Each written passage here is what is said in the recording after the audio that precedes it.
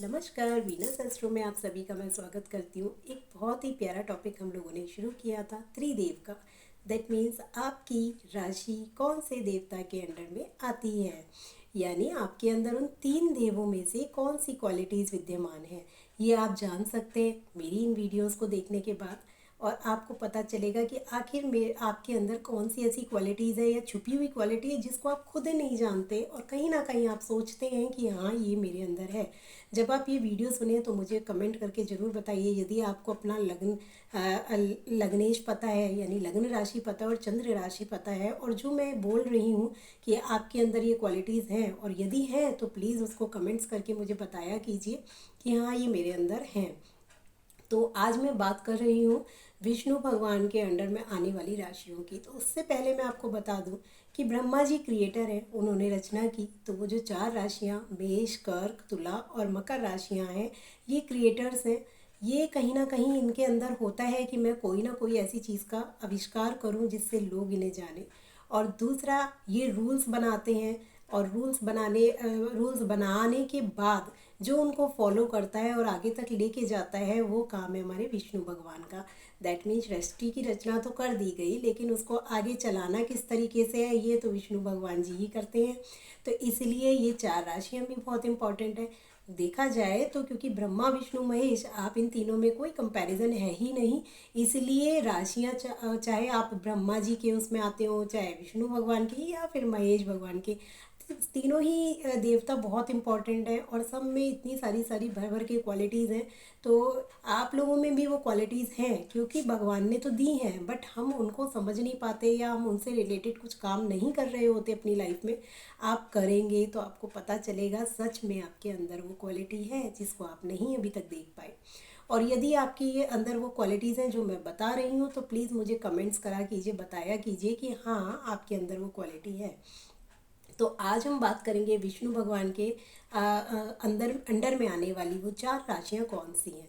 तो पहले नंबर पे हमारी आती है वृषभ राशि, जिसे काल पुरुष की कुंडली में सेकंड हाउस में दिया गया है, और वो वाणी का भी भाव है। तो इनकी जो मैनेजमेंट पावर है वो बहुत गजब की होती है, क्योंकि ये बहुत मेहनती होते हैं। बैल इनका साइन होता है, और बैल जैसे मेहनत करता है और खेत जोतता है, उसी तरीके से ये लोग अपने अडिग रहते हैं।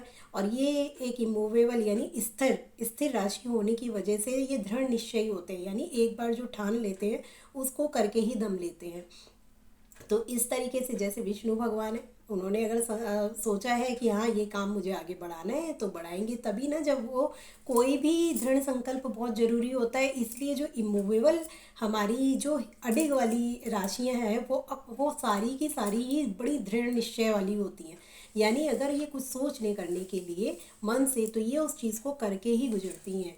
और ये अच्छा भी है, ये इनको बहुत मतलब मेहनती होती हैं ये वाली राशियाँ बहुत, क्योंकि जब तक आप मेहनत नहीं करेंगे उस काम को आप आगे तक लेकर ही नहीं जा सकते।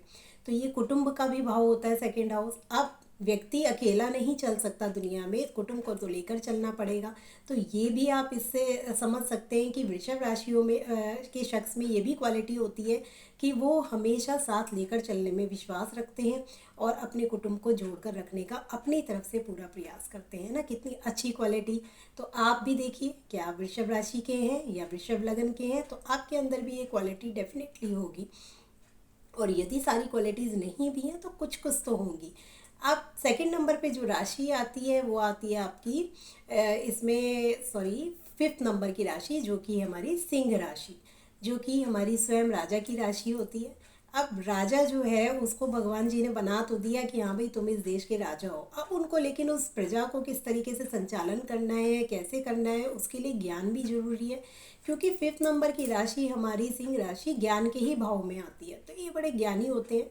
इनके अंदर मतलब एक तरीके से इनका माइंड काफ़ी शार्प होता है, क्योंकि और गुस्सा भी इनका इतना गजब का होता है, क्योंकि सिंह राशि अपने में बहुत ही डोमिनेटिंग राशि कही जाती है। ये लोग लोगों से काम किस तरीके से करा लेते हैं, थोड़ा डोमिनेट करके उनसे ये काम निकलवा लेते हैं। और काफ़ी मतलब किसी चीज़ को छोड़ते नहीं, अगर पकड़ लेते हैं तो बड़े दृढ़ निश्चयी ये भी होते हैं। तो इस तरीके से आप ये देखेंगे कि वृषभ राशि और सिंह राशि में आपको डिफरेंस भी समझ में आ गया कि वो अपनी वाणी के प्रभाव से लोगों को अट्रैक्ट करते हैं और काम निकलवाते हैं। और सिंह राशि वाले लोग थोड़े से ये बहुत इंटेलिजेंट होते हैं, क्योंकि ज्ञान भाव में ये राशि आती है। और इंटेलिजेंस ही इनमें इस तरीके से होती है कि ये डोमिनेट करके लोगों से काम निकलवा लेते हैं, कि मतलब थोड़ा सा इनका स्वभाव अड़ियल होता है कह सकते हैं, या फिर ये जिद्दी भी होते हैं थोड़े से, क्योंकि जो ठान लिया वो तो ठान ही लिया, सिंह राशि है तो इनके आगे तो किसी की चलती नहीं है। तो इसीलिए दो राशियां ये हो गई। अब थर्ड नंबर की राशि जो आपकी आती है वो आती है हमारी 8th नंबर की राशि, वृश्चिक राशि। अब वृश्चिक राशि जो कि हमारे वैसे भी 8th हाउस में आती है, तो ये छुपा हुआ खजाना है एक तरीके से।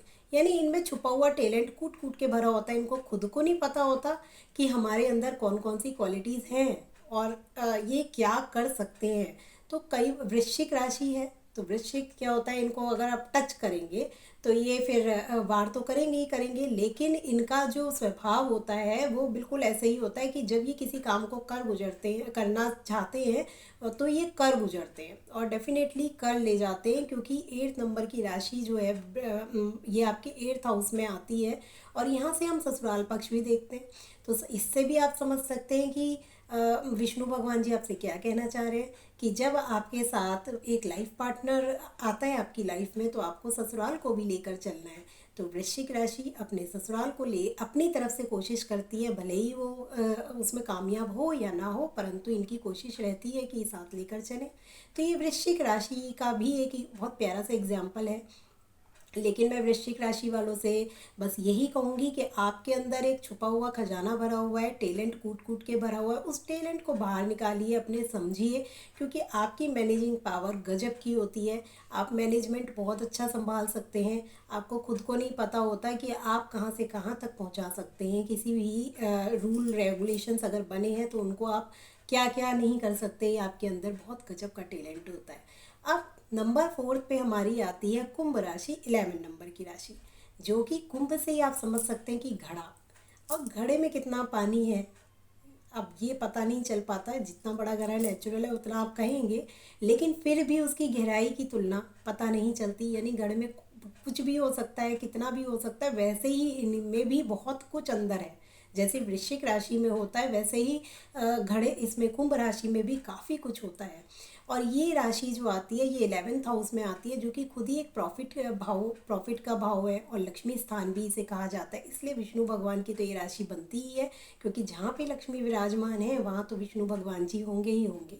तो 11th राशि जो 11th आपकी यानी कुंभ राशि है या कुंभ लगन है, तो आपको विष्णु भगवान जी ने कहा है आप मैनेजमेंट पावर बहुत अच्छा संभाल सकते हैं, बहुत ही अच्छा आप प्रॉफिट गेनर हैं, और इच्छा शक्ति का भाव भी है। तो इनको ये समझना होगा कि यदि ये कोई इच्छा मन से ले तो वो इच्छा इनकी डेफिनेटली पूरी होती है, क्योंकि जहाँ पर इच्छा शक्ति है वहाँ पर तो अगर ये उसी जो इच्छा ये कर रहे हैं और उसमें ये सही तरीके से कर्म करते जाएं तो ये काफ़ी आगे तक अपनी लाइफ में बढ़ सकते हैं। शनिदेव की राशि होने की वजह से ये राशि थोड़ी सी आलसी होते हैं। इस राशि के लोग, इनमें थोड़ा आलस होता है, यानी ये काम को करना चाहते हैं, मैनेजमेंट पावर भी अच्छी होती है, सब होता है, लेकिन कहीं ना कहीं आलस का स्वभाव होने की वजह से ये उस काम को ज़्यादा अच्छे तरीके से आगे तक नहीं ले जा पाते, या बीच बीच एकदम आगे ले जाएंगे फिर डल बैठ जाएंगे, फिर ले जाएंगे फिर डल बैठ जाएंगे। तो इस कमी को ये थोड़ा सा अपना समझें, और इसका बस इनमें यही कमी मैंने जो देखी है कुंभ राशि में या कुंभ लगन में, ये थोड़ी बहुत होती है, परंतु इनकी इच्छा शक्ति गजब की होती है। चाहे आजमा के देख लीजिए, जो आप इच्छा करेंगे वो पूरी होगी एक ना एक दिन। अब इच्छा से मतलब ये है कि अच्छी इच्छाएं जो आपकी सफल हो सके, यानी इच्छा की भी लिमिट्स होती हैं। अगर आपकी नॉर्मल इच्छा है जो भगवान भी पूरी कर सकता है तो वो ज़रूर करेगा।